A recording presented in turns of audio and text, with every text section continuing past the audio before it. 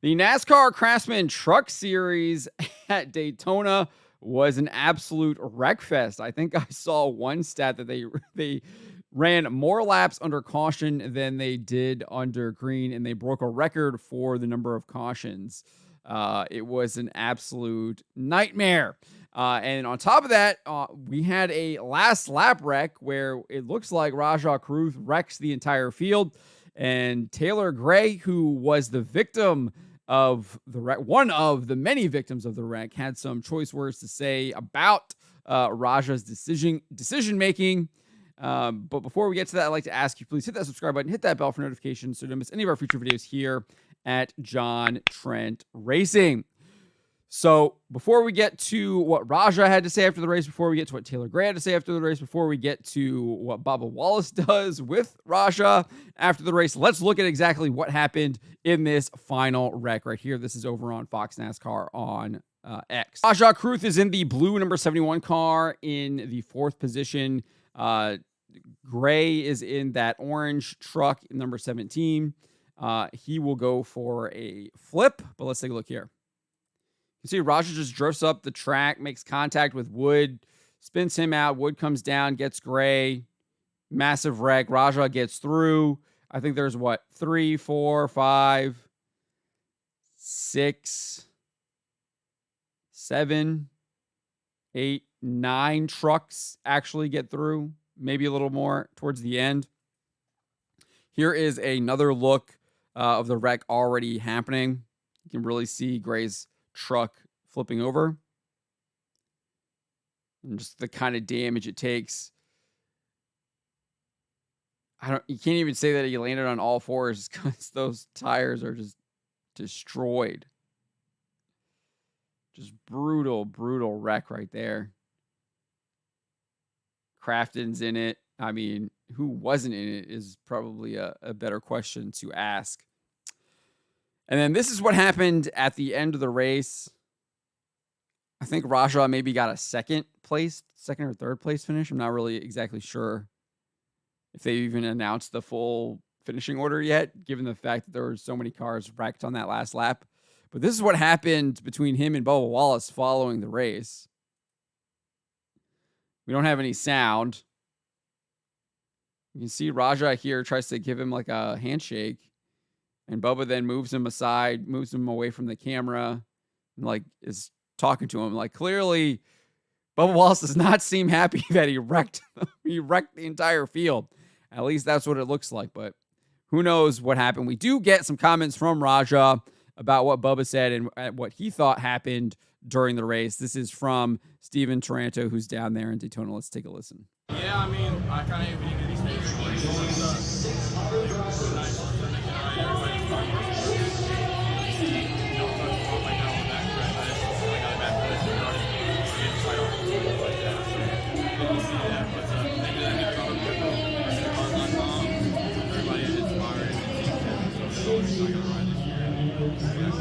You had a trunk full of Corey the last couple of restarts. Was that the plan from the beginning as he got pushed out? Was that right?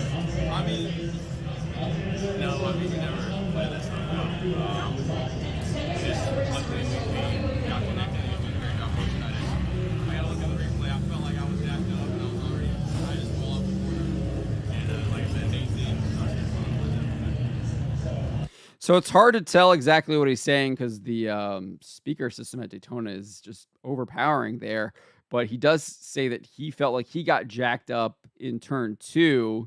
And so he's saying that someone else was to blame. But there's clearly no one really touching him or doing anything when we looked at that replay. But let's continue here. I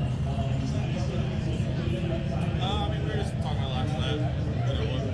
What I did and didn't do. And how we saw it. So, he's in there for the start. I have him on my side. Is it special? So, again, it's really hard to make out because of that overpowering speaker system. But the guy asked him, what did Bubba Wallace say to him? And I think he said, we were talking about the last lap, what I did and didn't do. And then it's really hard for me to make out exactly what he says after that. But that's how he addressed that. I'm sure we'll get Bubba Wallace's side of that. I'm sure Bob Pockers or someone like that will be asking him that maybe tomorrow or Sunday or something like that. So here is what Rajah Caruth had to say to Matt Weaver. Through, I guess, what happened there on that last lap. I haven't seen a replay, but it felt like I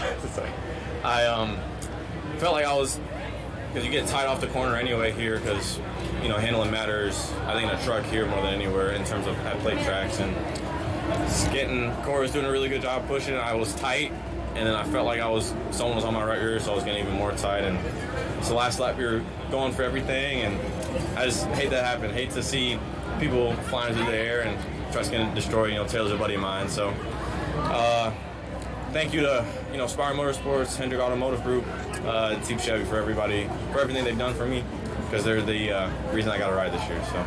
Was that purely just the momentum and your truck being tight, or was there a part of you trying to close the door too? Not even. Yeah, literally, like I was at here. I have white gloves, so y'all can see my hands for that reason. So yeah, I was lifting a little bit because I don't want to crash people, and I just felt like I was getting a bad push, and you're already getting tight there. So. Is there any sort of insight you can provide on you and Bubba? Yeah, we were just talking about the finish. He's always been there for me since I started racing. For my first legend car races, so just going over what happened there and how he saw it and how I saw it. That's it. So that is what Rajah Caruth had to say about that last lap wreck, as well as his conversation with Bubba Wallace. It does appear his story has changed a little bit. You can tell Weaver is talking to him at his hauler, whereas that original interview with Steve Taranto was obviously right on the pit lane after he had brought his truck down the pit road. So because he's now saying that he felt like he was getting tight, that's why he pushed up, whereas like previously he was saying he got jacked up. So maybe he's realizing that he might have been at fault there, but he is talking about how his truck got tight, and that's why he had to move up the track. We've had a lot of these drivers say that the trucks just aren't handling very well, and that definitely could be the case there. But let's listen to what Taylor Gray had to say after he exited the infield care center. Are you okay, and what happened from your perspective? Yeah, I'm fine. Just looking at a replay, looked like I don't really know what. I like Rajah a lot. I just don't know what he was doing. Look at the replay. Like, there's no hole to get in. Like, the 91 is obviously still at his right front. And I don't know if he's trying to stall the lane and misjudged it or what, but he just got the 91 on the left rear, and obviously you guys saw it from there, right? I don't really remember. I don't know who hit me to put me over or anything like that, but we had a really good JBL Tundra TRD Pro. It sucks really bad.